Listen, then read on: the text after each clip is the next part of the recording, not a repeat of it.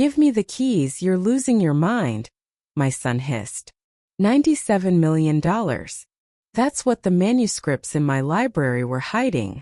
And now my own family wants to wipe me out. The envelope came on a Tuesday, tucked beneath the circulars and the grocer's flyer like it didn't wish to be noticed. Heavy paper, cream-colored. My name typed in a manner that made me sit down at the kitchen table before I opened it. I set the kettle on out of habit. The house was quiet except for the old clock, which has ticked in the same stubborn rhythm since our first apartment in '58. I slid a butter knife under the flap, careful as I am with everything these days, and let the papers fall into my lap. An attorney from Los Angeles wrote in a neat, dry style that felt like chalk on slate. "Be it known, and pursuant to probate." And then, like a coin dropped in a church, that name, Miss Lila St. James. I hadn't thought of Lila in 50 years. My mother called her a cousin of some kind, though the tree bent in so many strange directions I never did know how. I met Lila once at Griffith Park, a tall woman in a biscuit-colored suit who gave me a peppermint and told me not to waste my wishes. She smiled like she knew something I didn't. She always did. Now the letter explained that Miss Lila, recently deceased, had left me her property in Los Angeles. There was an address in Los Feliz, a list of parcel numbers, and a phrase that hooked me: the residence and all appurtenances, including the private library. The attorney had underlined the words private library in blue, as if even he couldn't help himself. A second sheet itemized keys. I shook the envelope and a ring clinked into my palm. 3 brass keys, one long and old-fashioned, teeth irregular as a broken comb. I took my tea without remembering to sweeten it.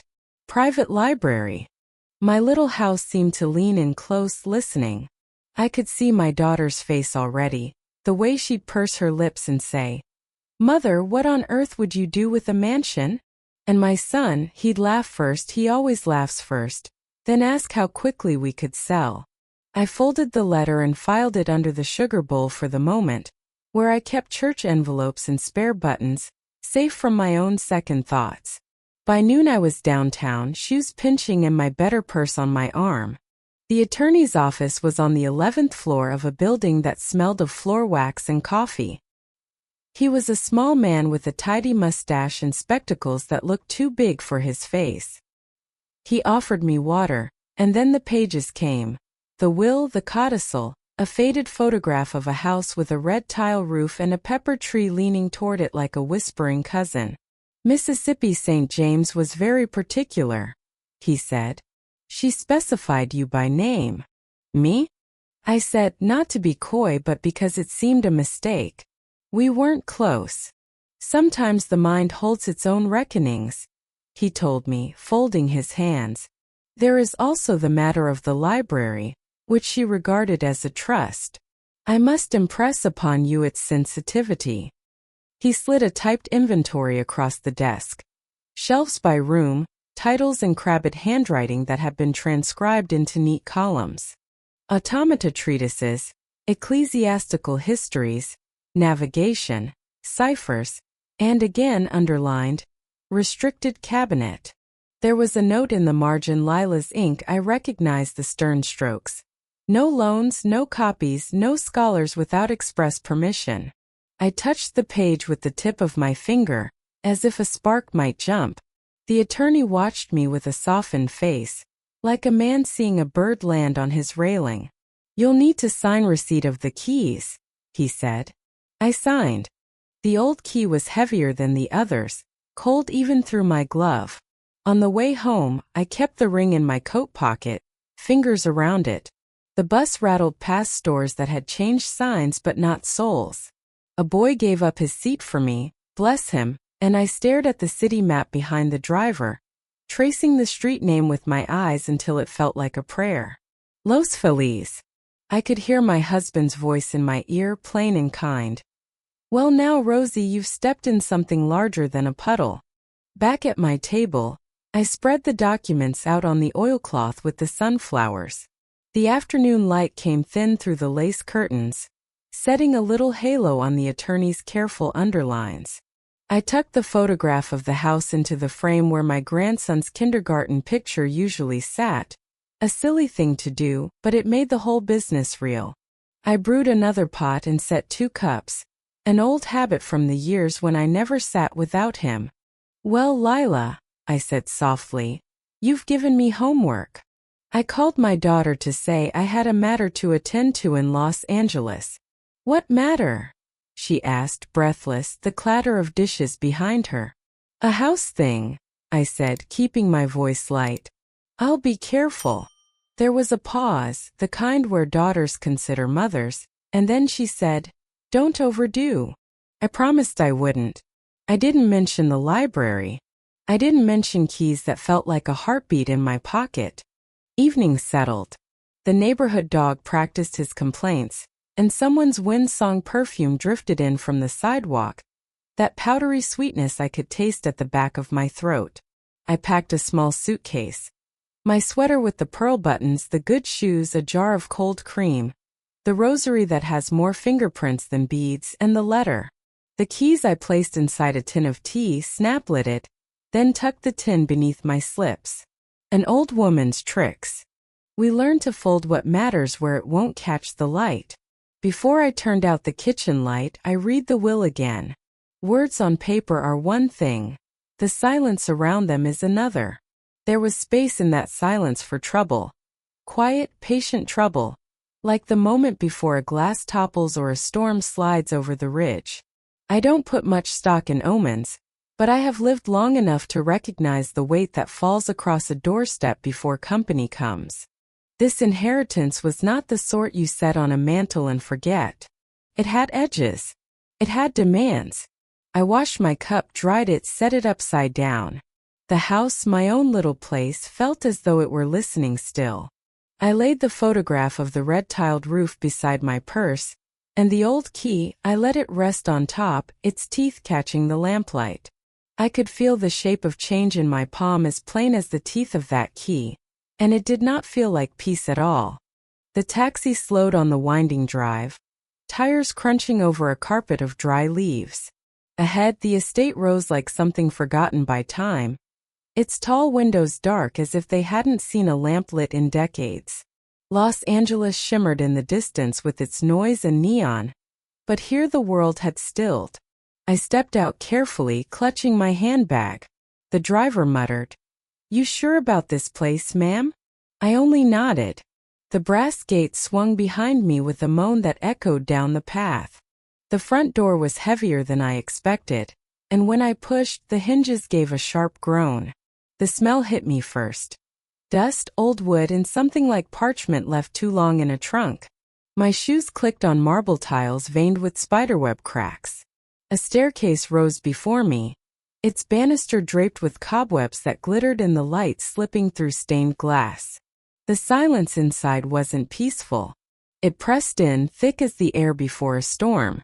I wandered through the halls, brushing past velvet curtains stiff with dust. Each room seemed larger than the last and colder too.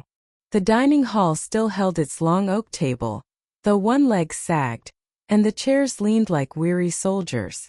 A portrait of a woman with stern eyes glared down at me from over the fireplace, her paint cracked but her gaze sharp. But it was the library that pulled me in. The double doors opened with a sigh, and the scent of leather-bound books filled the air. Shelves climbed so high they seemed to vanish into shadow. Thousands of volumes lined the walls, some spines gilded, some bare, others wrapped in leather so worn the titles had vanished. A ladder on brass rails leaned into the upper shelves, frozen mid-climb. I ran my fingers across one stack, and a powder of dust clung to my skin. Several books were open on a desk in the center, as if someone had been working there long ago and simply walked away. And then I noticed them, manuscripts scattered across a long oak table, not printed but written by hand. The pages were thick, almost like parchment, filled with letters that curled and twisted in unfamiliar alphabets. Some held whole pages of symbols, stars, circles, strange marks that looked more like maps than words. I sat at the table, pulling one closer. The ink was brown with age, but the strokes were precise. Whoever had written these had cared deeply about what they recorded. And though I could not read the script, I felt certain they weren't mere stories. They felt secretive, guarded. The air shifted then, just a whisper against the back of my neck. I turned. The tall doors I had left ajar were now shut. Not gently, but with a slam that still rattled in the air. "Hello." My voice echoed through the vast room. No answer. Only the faint shuffle of paper, though I hadn't touched the manuscript in front of me. I told myself it was the wind. Old houses breathe, I reminded myself, though I could not remember feeling a draft. Still my heart beat fast, and I gathered my things quickly, retreating to the hall. Night came quickly in that house. By the time I climbed the staircase to the bedroom set aside for me, shadows had already pooled in the corners. I pulled the heavy curtains across the window, but the glass rattled in its frame, as though someone tapped at it from the outside. I tried to sleep, but the silence was never complete. The house creaked and shifted like it resented my presence. Once I heard a sound like whispered words, soft, too low to catch but close. I sat up in bed, clutching the blanket, straining to listen. It faded, replaced by the faint rustle of pages turning somewhere below. I wanted to believe it was my imagination. But when I rose at dawn, padding back down to the library, I found one of the manuscripts lying open that I was certain I had left shut. And on the table, in a film of dust that had not been disturbed in decades, was the faint outline of a handprint. The second night in the house was colder. I had dragged an extra quilt from a trunk in the upstairs hall, though it smelled of cedar and mothballs. The whispers didn't come this time, but the wind howled down the chimney like a warning. I left the lamp burning low on the nightstand and dozed in snatches. At dawn I brewed tea on the old gas stove in the kitchen. The kettle whistled loud in the empty house, and I felt grateful for its steady, familiar sound. I carried the cup into the library, wanting another look at the strange manuscripts. They sat exactly as I'd left them, until I noticed the window. The latch was broken. A chill ran through me. I was certain I had checked the windows yesterday. The glass bore smudges too. Marks that looked like fingerprints dragged across the dusty panes. I set my cup down carefully and walked the perimeter. The carpet held something else. Faint impressions of shoe soles near the far shelves. Too large to be mine. I hurried to the front hall. The lock on the door was scraped, as if someone had tried forcing it with a blade. My hand shook as I touched the dented brass. "Not the wind," I whispered. That evening, I called the attorney who'd handled the will. He sounded patient but dismissive, insisting that old houses often looked tampered with, when in truth the wood was simply brittle. He promised to send a handyman, but I'd lived long enough to know the difference between age and intrusion. Someone had tried to get in. I decided to check the grounds myself. The estate stretched wide, with pepper trees bowing low and dry fountains filled with leaves. Out near the garden wall, the dirt was soft from irrigation pipes that still trickled faintly. There, beneath the library window, I found them footprints. Large, heavy, pressed deep into the soil. More than one set. I crouched low, my knees stiff, and traced one outline with my hand. The heel was worn down at an angle like a work boot. Another print overlapped it, narrower, pointed at the toe. Whoever they were, they'd been standing here a while, waiting. That night I couldn't sit still. I double-checked every latch, every shutter, until my hands ached from the work. The silence in the library seemed heavier, as if the books themselves knew. I kept the big brass key under my pillow, though I doubted it would stop determined men. Sometime after midnight I heard it. A scrape against glass. I rose quickly, pulling on my slippers, and crept down the stairs.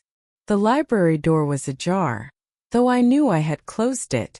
I reached for the light switch, but before I touched it, a shadow shifted across the far window. The faintest tap followed, like a fingertip testing the glass. I held my breath. Then silence. Only my own heartbeat loud in my ears. I backed away step by step until I reached the hall. I closed the door softly and retreated upstairs. Sleep didn't come after that. At dawn I checked again. The window showed a crack near the latch, as though someone had tried prying it open. And beneath the sill, another fresh footprint. That morning I walked into Los Feliz, my legs trembling, and bought a padlock from a hardware store. The clerk joked about keeping ghosts out, and I only smiled. But when I fastened that lock across the library doors, the click echoed like a promise. Still, I knew it wasn't enough. Strangers had already found me. They knew about the manuscripts, and they weren't done yet. I'd spent 3 uneasy nights behind the padlocked doors of that library. Each morning I found new signs. A bent shutter. A scrap of cloth snagged on the iron fence. Once, a cigarette but still warm in the garden soil, as if someone had been standing watch. The house had begun to feel less like an inheritance and more like a siege. That's when I made the mistake of calling my family. I dialed my daughter first. "I need some advice," I told her, keeping my voice even. "The estate, well, it isn't as simple as I thought." Her laugh was sharp, dismissive. "Mom, you've never been good with big responsibilities. You'll drive yourself crazy trying to keep up a mansion. Just sell it off quickly. That's the smartest thing." Something in her tone stung, but I swallowed it down. "There's more to it than that," I began, but she was already speaking over me. "More? What plumbing problems? Roof leaks? You're 70, Mom. You can't manage something like this. Be reasonable." I hung up feeling smaller than I had in years. But the words had slipped out. "There's more to it." Enough, perhaps, to stir curiosity. By evening my son called. His voice was warmer at first. "So, Mom, you really inherited some kind of property? Out in Los Angeles?" "Yes." "And a library?" His tone shifted, careful, almost hungry. I hesitated. "Yes. Private collection. Old books. That's all." There was a pause, then a chuckle. "Well, isn't that something? Maybe we should come out and see it. Help you figure out what it's worth." The next day they came. Both children, their spouses in tow, arriving not with casseroles or embraces, but with questions. Their eyes swept the high ceilings and carved moldings of the estate, and I could almost hear the coins clinking in their thoughts. "Well, Mom," my daughter said, tugging at her designer scarf, "this place is worth a fortune, even in its state. You must be thrilled." I wasn't, but I nodded, leading them toward the sitting room. I served tea the way I always had, though my hands trembled as I poured. My son leaned back, scanning the hall. "And this library, how big is it?" "Big enough," I said. "Big enough to interest appraisers," he corrected. "You know, Mom, rare manuscripts can fetch millions on the right market." My daughter's husband laughed. "If she doesn't burn the place down first. Honestly, you can't keep something like this. The upkeep alone. She can barely manage her own house." The insult was meant to sting, and it did. But more than hurt, I felt something else, recognition. They didn't see me as family anymore. Not a mother, not a grandmother. Only a gatekeeper to something they suddenly wanted. "You're not thinking of keeping it, are you?" my daughter asked, eyes narrowing. "I don't know yet," I said softly. That was when I saw it, the change. Their faces, once indifferent, sharpened with greed. My son's smile tightened into calculation. My daughter's eyes flickered with a hunger I had never seen in her. The indifference of years crumbled in an instant, replaced by raw desire. "Let's see the library," my son said. I shook my head. "Not today." "Why not?" "It's locked." He laughed, but there was no humor in it. "You're acting paranoid, Mom. It's just a room. What are you hiding in there?" "Nothing," I lied. His wife leaned forward. "If it's nothing, then open it." I sipped my tea to steady myself. "Not today," I repeated. The room fell quiet. but the air was thick with their unspoken thoughts. They knew now. They knew the library was more than wallpaper and cobwebs. And in their eyes, I had transformed from mother to obstacle. That night, long after they left, I wandered the halls alone. My footsteps echoed against the tiles, and I felt the weight of their stares still pressing into the house. They would be back. I knew it as surely as I knew my own breath. In the library, I checked the padlock twice. My hand lingered on the cold brass key. Heavy in my pocket. Mine, I thought fiercely. For all the years I'd been overlooked, dismissed, and set aside, this one thing was mine. But even as I whispered it to myself, I felt the house disagree. The manuscripts on their shelves, the strange symbols inked across their pages, they weren't mine to keep. They were secrets waiting, dangerous and alive. And now, not just strangers, but my own blood was circling, greedy and sharp-eyed. I slept little that night. The sound of a branch scraping the roof kept jolting me awake, and once I could have sworn I heard a footstep outside my door. By dawn, I understood something with terrible clarity. The library wasn't just a burden. It was bait, and my family had already bitten. The house seemed to grow heavier after my children's visit. Their laughter had left no warmth behind, only the echo of suspicion. I kept hearing my son's voice. "What are you hiding in there?"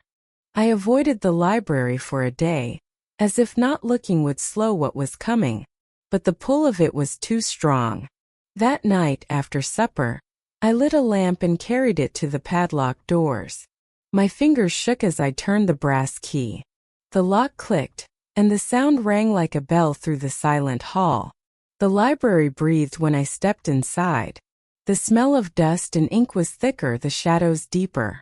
I set the lamp on the desk where the manuscripts lay, their pages waiting. One thick volume drew me in. Its cover was cracked leather, no title, only a faint embossed circle in the center. I opened it carefully. The script was jagged, uneven, as though written in haste. But scattered among the foreign letters were words I could read. Account, vault, forgotten. My pulse quickened. I traced the letters with a trembling finger. Beneath the text was something stranger. A grid of symbols, triangles, and lines that intersected like a puzzle. First glance, it was nonsense. But when I tilted the page toward the lamplight, faint numbers appeared between the strokes. Coordinates, perhaps. Or codes. I flipped further. More pages held these secret grids, hidden among the script. And at the margin of one, in handwriting darker than the rest, were English words that stole my breath. The accounts remain untouched. A shiver ran through me. This was no mere history. These pages carried directions, as though someone had hidden wealth in plain sight and wrapped it in riddles. I sat back, clutching the book to my chest. My heart beat so loudly I almost didn't hear it. The click. Soft, deliberate. The library door eased open. "Mom!" My son's voice. I scrambled to close the manuscript, but too late. He stood in the doorway, the faint red glow of a camera light winking from his hand. A phone raised just slightly angled toward me. "What are you doing?" I whispered. He smiled faintly, not at me, but at whatever image he was capturing. "Just making sure you're safe. You've been forgetful lately. We worry." I glanced at the phone. The lens was steady, unblinking. He was recording. "There's nothing to record," I said quickly, pushing the manuscript aside. "Just old papers." But his eyes flicked to the book, then back to me. He had seen enough. "Old papers," he said softly. "Then you won't mind if I take a look." He stepped forward, slow, careful, like a man stalking prey. "No," I snapped louder than I meant. "These aren't for you." His smile faltered. For a moment, the son I had raised, the boy with grass-stained jeans, who once begged me for baseball cleats, flickered in his eyes. But it vanished quickly, replaced by something colder. "You can't keep this to yourself, Mom," he said. "Not at your age. You wouldn't even know what you're holding." I rose, my knees stiff but steady. I know enough to see your greed. He didn't flinch. He only raised the phone higher, its light glaring. The others will want proof, he murmured. Now I have it. The room felt suddenly smaller, the shelves closing in. I could hear my own breath, ragged and sharp. With one quick motion I blew out the lamp. Darkness swallowed us both. Mom! But I was already moving. My hands knew the desk, the edge of the carpet. I brushed past him and into the hall, heart hammering. Behind me I heard his curse, the scrape of his shoe against wood. But he didn't chase me. Not then. I locked myself in the upstairs bedroom and leaned against the door, my chest heaving. Below I could hear him pacing, the faint murmur of his voice as he spoke into the phone. Perhaps to his sister, perhaps to someone else. By dawn he was gone. The only sign of him was the smell of his cologne lingering near the library door, and a faint smudge of his fingerprint on the padlock.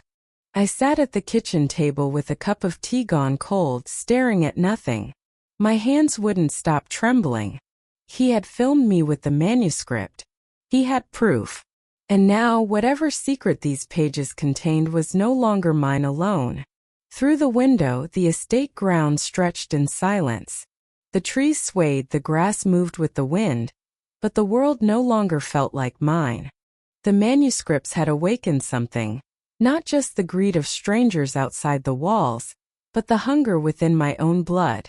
I looked down at the brass key resting in my palm. Heavy, familiar. But for the first time since I'd arrived, I no longer felt like the keeper of the house. I felt like its prisoner. The house had not been quiet since my son's late-night visit. His cologne still lingered in the library, cloying and sour, mixed with the dust of centuries. I kept the manuscripts locked away, but the padlock now felt laughable. He had already slipped inside once, with nothing but stealth and a phone camera. What was a scrap of brass against a determined will? I didn't have to wait long for the next move. 3 days later my daughter arrived. Not alone this time, but with 2 men she introduced as appraisers. Their suits were dark, their smiles quick, their eyes restless. They scanned the walls, the ceilings, even the furniture, as if pricing every inch.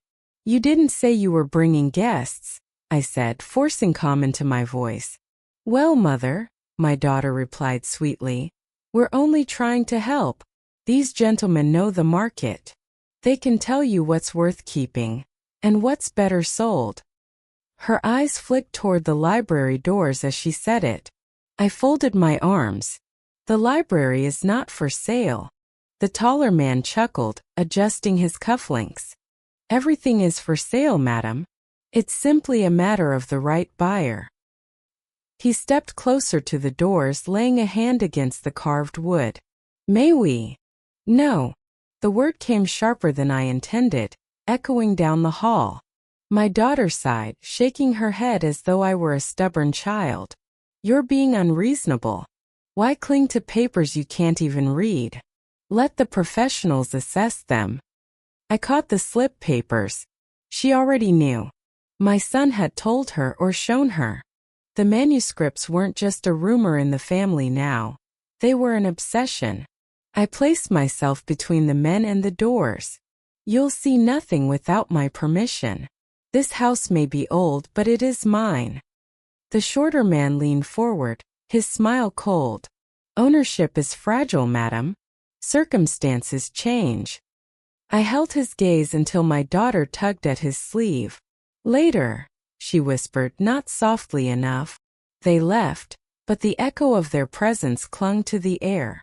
I locked the doors again and pressed my back against them, my hands trembling. These were no ordinary appraisers. Their eyes had held calculation, not curiosity. They were black market men, the kind who trafficked in treasures not meant for sunlight. My daughter had brought them into my home as casually as if they were realtors. That night I dreamed of the shelves collapsing, books scattering across the marble floor, and greedy hands scooping them up while I stood helpless. I woke with my throat raw, as though I'd been shouting in my sleep. By morning, my son returned. He didn't bother knocking, just strolled in with a paper bag of groceries like a dutiful child. "Brought you a few things," he said, setting the bag on the counter. "Milk, eggs, bread. You've looked tired." His voice was gentle, but his eyes flickered toward the library. "I don't need groceries," I said flatly. "Well, you need help. And I'm here, Mom. I'll protect you. But you have to trust me with those books." The word protect stuck in my ears like a thorn. Protect me from what? I asked. From the wrong people. He smiled faintly too quickly. People who'd take advantage. You know the kind. Better to let family handle it. Family. He said it as if the word still held meaning, as if his late-night filming had never happened. I crossed my arms. You mean protect yourself? His smile faded. For a long moment we stared at one another across the kitchen. Then he exhaled, setting his hands on the counter. "You can't do this alone, Mom. And if you don't trust me, well, others will force your hand. The papers, the courts, they'll say you're not fit to manage something like this. And then it won't be your choice at all." It was not a threat. It was a promise. When he left, the silence he left behind felt heavier than his words. I checked the bag of groceries he'd brought. Milk nearly expired, eggs cracked, bread moldy at the corner. His gift was no gift at all. The following days brought more visits. My daughter pretending to care for my health. My son dropping hints about investors he happened to know. And twice I noticed cars idling too long at the gate. The men inside wore the same hungry expressions as the so-called appraisers. The house was no longer mine to enjoy. It was a fortress under siege. I moved from room to room with the brass key clutched in my pocket, sleeping less and less. Every creak of the floorboards, every rattle of the windows felt like a trespass. And through it all the manuscripts waited. Silent, patient, dangerous. They seemed to pulse with a life of their own, as if aware of the eyes gathering around them. One night I dared to open another. Its pages held not symbols this time, but numbers arranged in columns. Dates, currencies, amounts that rose into millions. I traced the figures with my finger, breath-catching. This was no myth. These were records. And if I could see it, so could they, if I faltered, if I yielded even once. I closed the book, locked it away again, and whispered into the dim library air. "They will not have you." But in the silence that followed, I wasn't sure if the words were a promise or a prayer. The storm broke on a Wednesday evening. Not the kind that rattles windows with thunder, but a storm of faces, questions, and carefully sharpened words. I had just set a kettle on when the doorbell rang. My son stood there, no wife this time, no strangers in suits, just him. He carried no groceries, wore no easy smile. His shoulders hunched like a boy caught in the rain, and for a moment my heart softened. "Mom," he said gently, "can we talk?" I let him in. The kettle whistled behind us, but I didn't move to pour. Instead, I sat at the kitchen table while he leaned against the counter, hands stuffed in his pockets. "You've been shutting me out," he began. "I know why. You think I'm after the library, after those books. Are you not?" I asked. He sighed, lowering his head. "I was. I'll admit that. First it seemed like the smart thing. You're 70, Mom. You shouldn't have to guard dusty papers and worry about locks breaking. I thought I could step in, handle things. Maybe profit too. I'm not proud of that." His voice cracked just enough to sound real. But then I realized this isn't about money, is it? It's about you. About what you've been handed. You deserve respect. You've earned it. I folded my hands in my lap, studying him. His words fell like rain on parched earth. Yet I knew rain could flood as easily as nourish. He leaned closer, lowering his voice. "Let me protect you. Give me the keys. I'll guard the manuscripts, keep everyone else out. You can rest, Mom. You don't have to fight this alone." The brass key weighed heavy in my pocket. He watched my hand drift toward it, his eyes following like a hawk's. "You filmed me," I said quietly. The kitchen went still.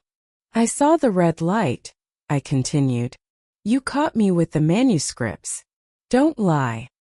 His jaw tightened, but his voice stayed soft. "I had to, Mom. No one believed me. They thought I was exaggerating. I wanted proof in case someone tried to take advantage of you. That's all." It was a clever lie, wrapped in just enough truth to pass as concern. "Family doesn't spy," I said. "Family doesn't hoard either." He shot back, sharper now. The mask slipped, his tone hardening. "These manuscripts aren't some bedtime story. They're worth millions. Do you think you can protect them? You? Alone in this crumbling house?" The kettle shrieked then, boiling over. Neither of us moved to silence it. The sound filled the room like a scream. At last he spoke again, calmer. "You don't trust me. Fine. But the world is circling, Mom. Black market dealers, historians, whoever else hears whispers. If you don't let me help, they'll take it from you. And when they do, don't say I didn't warn you." He left the kettle screaming, the door slamming behind him so hard the windows rattled. I turned off the stove, poured the boiling water into the sink, and watched the steam rise. My hand brushed the key again. Cold solid, mine. But the truth gnawed at me. He wasn't wrong. The world was circling. My children had joined the hunt. And the manuscripts, they were no longer safe in this house, no matter how tightly I locked the doors. That night I sat in the library, lamp burning low. I pulled another manuscript from the shelf, a smaller one bound in green leather. The pages were filled with numbers, symbols, and faint drawings of locks. Halfway through I found a phrase in English.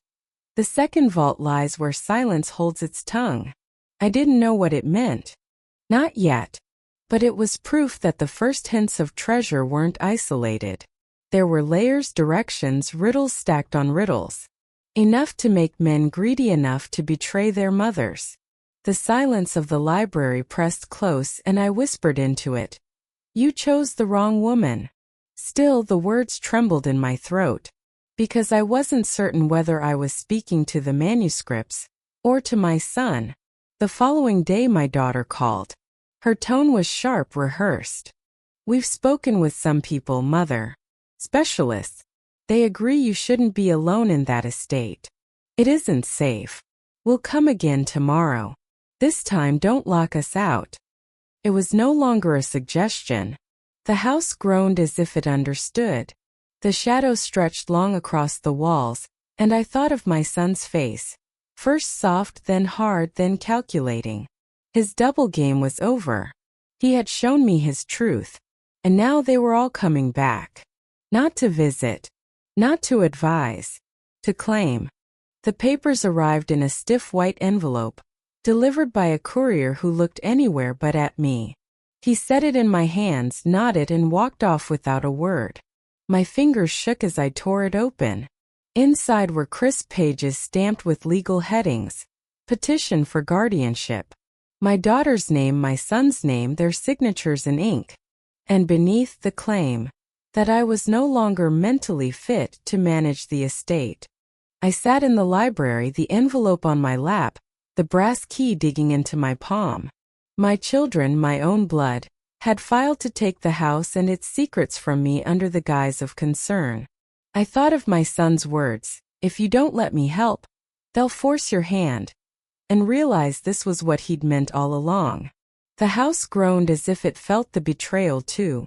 That night I pulled another manuscript from the locked cabinet, a volume with a cracked spine and faint ink smudges. I flipped through page after page until I found it. A passage in English hidden among the strange script. "The account sleeps where the name is never spoken. The vault rests beneath the silent seal." Below the words was a series of numbers too neat to be random. My breath caught. It wasn't just theory, this was a map, a direction toward something real, tangible. A bank vault, perhaps. A hidden account. Wealth that had lain untouched for decades, waiting for the one clever or desperate enough to read the signs. I traced the numbers with my finger, heart pounding. This was what my son had glimpsed, what had lit greed in his eyes. This was why strangers loitered at my gates, why my children now painted me as unfit.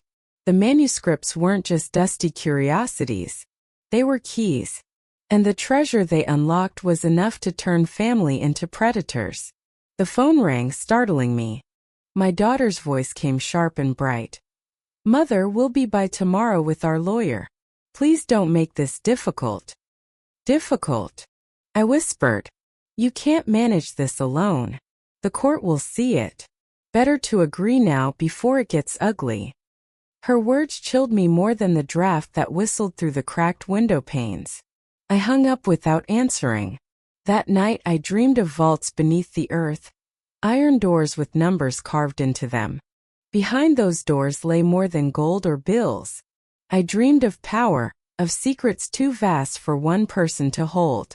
And when I woke, the dream clung to me like cobwebs. Morning brought footsteps on the gravel drive. My children arrived, flanked by a man in a gray suit whose briefcase gleamed in the sun. He introduced himself with a practiced smile. "Here to help facilitate matters, Mrs. St. James." I led them into the sitting room. The lawyer set papers on the coffee table, smoothing them with a careful hand. My daughter sat primly, my son leaned forward, and both watched me like hunters waiting for a deer to step into their snare. "All you need do," the lawyer said smoothly, "is sign. The guardianship will be established.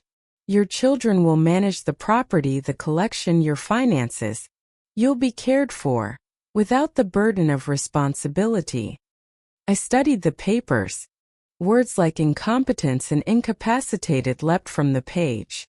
My name was there, stripped of dignity, reduced to a legal problem to be solved. "No," I said. My son's jaw tightened. "Mom, don't make this harder than it has to be. It's for your safety." I looked at him, at the boy I'd once rocked to sleep when he had nightmares, now grown into a man who could lie to my face without blinking. "Safety?" I asked. "Or control?" His silence was answer enough. The lawyer cleared his throat. "If you refuse, the court will decide. Judges tend to favor the younger generation in these cases." My daughter reached across the table, her hand hovering over mine. "We just want what's best for you. Don't you see?" I pulled my hand back. "What I see," I said slowly, "is that you're willing to bury me alive while I still breathe." The room went still. Finally my son stood. "Then we'll let the court handle it." They left the papers behind, neatly stacked, the pen lying across them like a dagger. Their footsteps echoed down the hall, and then the door shut with a finality that shook the house. I sat alone, the brass key warm in my pocket, the manuscripts whispering from behind their lock. The trap had been sprung, but not on me. Not yet. That evening I lit every lamp in the library, surrounding myself with their glow. I opened the manuscript again, the one with the numbers, and copied them onto a slip of paper. If they were coordinates, I would find where they led. If they were codes, I would break them. Because now it was clear. My family wanted me declared unfit. But I was not the frail woman they imagined. I had survived storms before, betrayals, losses that left me hollow. This was only another kind of storm. And this time I had weapons, ink, parchment, secrets hidden in plain sight. As I folded the slip of paper and tucked it into my purse, I whispered into the dim air. "They think I'm weak. Let them. It will make the fall that much harder." The papers they left on my coffee table stayed there for 3 days. I didn't touch them, though I saw them every time I passed the room. The words glared up at me, declaring me incompetent, daring me to yield. But I didn't. Instead, I carried the copied numbers from the manuscript tucked inside my purse, the way a soldier might carry a map to safe ground. The estate had grown unbearable. Strangers lingered by the gates at night. My children called daily. their voices alternating between coaxing and threatening. The walls no longer felt protective. They felt like a cage closing in. So I did what none of them expected. I opened the house to outsiders. I began with a journalist I remembered from years ago. A sharp young woman who had written about art thefts and museum scandals. I found her number buried in an old directory and dialed with trembling hands. "My name won't mean anything to you," I said when she answered. "But I have something you'll want to see." Curiosity drew her in. Within a week, she arrived at the estate with a photographer in tow. She walked the library floors with reverence, her eyes wide as she traced the spines with her fingers.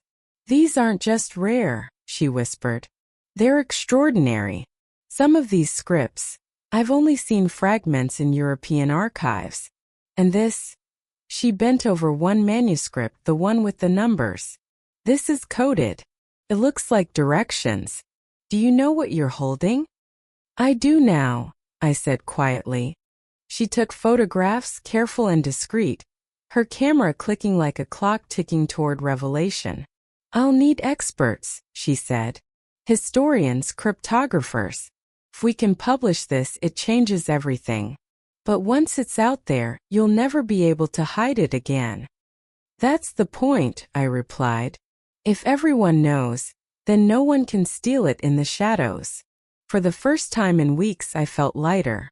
Within days, historians from the university arrived, older men with spectacles, younger women with notebooks, all whispering excitedly as they pored over the manuscripts. They confirmed what I already suspected. The symbols pointed to hidden accounts, established centuries ago by merchants who feared governments and wars.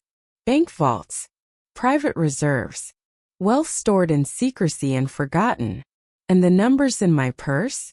They matched coordinates linked to an old bank in Switzerland, still operating, still guarding whatever had been placed there generations ago. News spread quickly. Too quickly. Within a week, the estate buzzed with reporters. Headlines appeared in local papers. "Hidden library in Los Angeles estate holds ancient financial ciphers." My phone rang constantly with requests for interviews. Some called me eccentric, others visionary. But the truth was out. And with it, the trap my children had set crumbled. The guardianship petition lost its teeth. Judges would never strip me of rights while journalists camped outside my gate, while historians praised the find as a treasure of international importance. My family's whispers of incompetence dissolved beneath the roar of public attention. I saw it in their faces the next time they came. My daughter's smile was brittle, my son's eyes hard as stone. They stood in my hall like guests unwelcome, glaring at the reporters waiting outside. "You've made a spectacle of yourself," my daughter hissed. "No," I said calmly. "I've made the truth louder than your lies." My son leaned close, his voice low and dangerous. "Do you think this ends with articles? With cameras? Do you know what kind of people will come sniffing around now that you've told the world about hidden accounts?" "Yes," I whispered. "And that's why none of you will ever get your hands on them. The world is watching." His jaw clenched, but he said nothing. When they left, I stood at the window watching their car disappear down the drive. The mansion still groaned, the shadows still lingered. But for the first time since I stepped into that dusty hall, I felt the house breathe easier. The manuscripts no longer sat in silence. They spoke, and the world was listening. The danger wasn't gone. But neither was I. And now, for the first time, the balance had shifted. The house was never quiet again. Not with journalists, scholars, and students filing through the gates. But their footsteps sounded different from the ones I'd heard in the nights before. They were not prowling but learning. Not stealing but preserving. The courts dismissed my children's petition within a week. "Unfounded," the judge said. The words rang sweeter than any hymn. Their lawyers slunk away, and for the first time, I saw real fear in my children's eyes. Not fear of me, but fear of their own hunger exposed to the world. I did not shout. I did not curse them. I simply closed the door when they left, the same way they had once closed doors on me. The manuscripts now belong not to me alone but to history. I signed papers with the university, ensuring the library would be preserved, studied, protected. Not sold, not hidden, but guarded under the eyes of scholars who valued more than money. As for the vault, the codes, the forgotten accounts, those were traced, confirmed. A fortune greater than I could have imagined waited in secrecy, nearly 100 million in value. Enough to buy 10 estates. Enough to spark 100 greedy wars inside a single family. But it did not go to them. I created a fund instead. A cultural preservation trust, dedicated to protecting the fragile, the forgotten, the things too easily lost when greed outweighs memory. The money would not build palaces or fill pockets. It would safeguard voices inked centuries ago, and the voices still to come. On the last evening, I stood in the library one more time. The shelves towered around me, the lamp glowed soft, and for the first time the silence felt gentle, not menacing. I touched the brass key in my hand, then laid it on the desk. It was no longer mine to guard.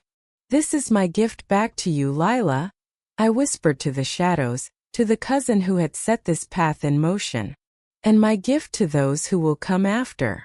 Outside, the city buzzed with noise and neon. But in that quiet room for the first time I felt peace. My dears, if in this story you saw yourselves, be sure to write about it in the comments. I would be very interested to read it. Thank you.